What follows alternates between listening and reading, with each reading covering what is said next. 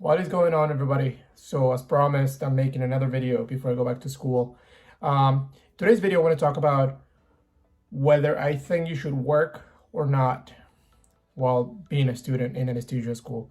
And I'm going to speak based on my personal experience so far, and I do not recommend it. Can you do it? At least during the first semester, I felt like maybe occasionally, just because yes, you're gonna be busy, but there were a few weeks when I felt like I had more time than others and I could have maybe worked. However, I also think that having those days off occasionally is very beneficial for your own mental health, and if you have a family and kids, maybe you can use that extra time to spend time with them and catch up. Um, by all means, if you really need it, then yes. I mean, you could work during the first semester, maybe, like I said, um, once every couple of weeks, or maybe if you can, maybe once a week, because I was taking um, usually Saturdays off to spend time with my fiance, and I found that system to be very productive for me, just because you need to have a really good structure when you're taking these many classes. So at least for the first year or so, I'm going to be taking 5 classes every term.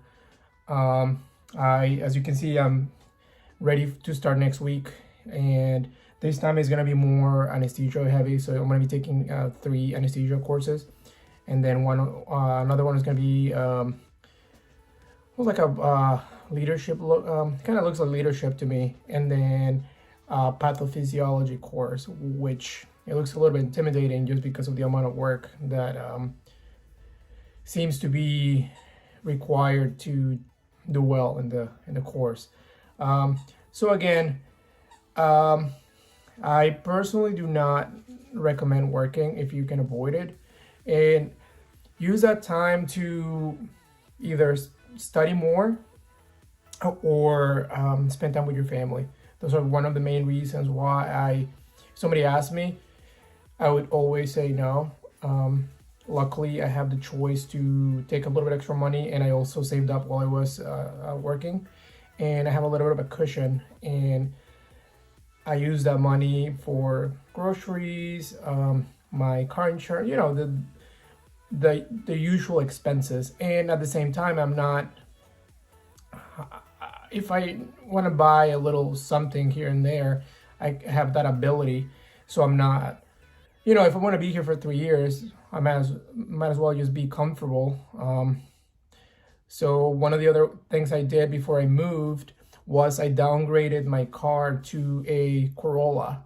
So I gave up my other car, and that way my car payments are smaller, and I try to keep everything to a minimum. So I don't have a super crazy fancy phone, as long as it works and is reliable. So I have a car that is reliable, but it's not fancy. And I'm not going like shopping every weekend or anything like that. So I usually, if I really need something, yeah, I'll buy it, but I'm not just going crazy. You know what I mean? So the next thing I wanted to add was the benefits from just taking a day off and just do maybe nothing, just watch TV, play video games, whatever you like to do. I cannot emphasize that enough, because I found it to be one of them. I'll be looking forward to it. Like every Friday, I'm like, oh, thank goodness I have tomorrow off. So maybe that evening I was able to stay up a little bit later than usual, watch a movie, maybe have a couple of drinks, just knowing that the next day I didn't have to be up super early to get back to. I mean, I look at this as a job, to be honest with you, because at the end of the day, you need to treat it as if you show up to an office and work. So you need to make sure you have a schedule and stick to it. So I will get up between 8 and 9, make my coffee, take care of my dogs, and then in my previous video, I mentioned that I have a planner. So I already know that, say today is gonna be a pharmacology class. And then I would just make sure that everything that I needed to do gets done. And I would usually stop between 5 and 6 p.m. So it was like a 9 to 6 p.m. and I would have a break in between to have lunch, maybe squeeze a super quick workout, take care of my dogs, and then get back into it. The problem with being at home is that it's very easy to get distracted by the TV, by your phone, by literally anything. So you especially when there's courses that may not interest you a lot, it's very easy to make excuses not to do things, if you know what I mean. So it's very important that you stay very disciplined and organized to make sure that you get everything done. And one of the things that I realized this past term, I passed all my courses with really good grades, by the way. I know I mentioned that I had finals. I passed all my classes with A minus, which I was super excited. So one of the things that I realized was that by the time I was almost done with school, I was so drained to the point that I was finding it very difficult to even study for finals. Like I just wanted to get it over with.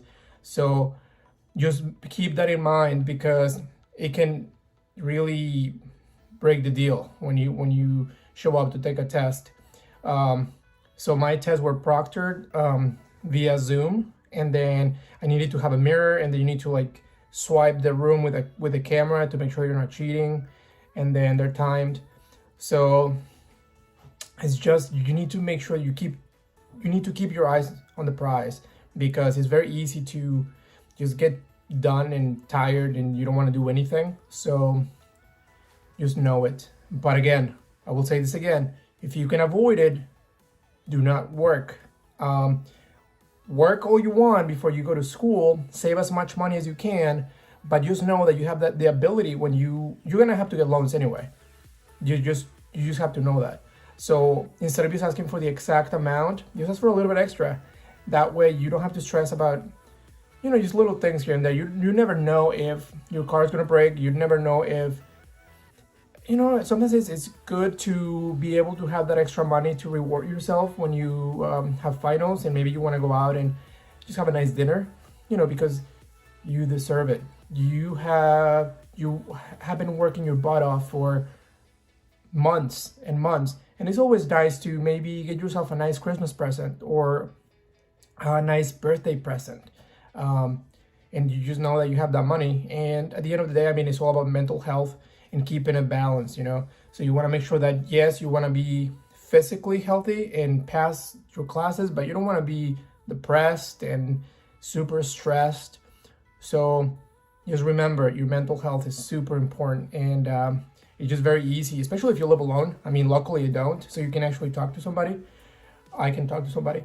But if you live alone, say you moved to another state by yourself and you're renting an apartment, and again, I'm doing this virtually. I did it at least for the first term, and it's very easy to just, you're alone like all the time, because you're not doing clinicals yet. You're not, if you're working, you get to meet people.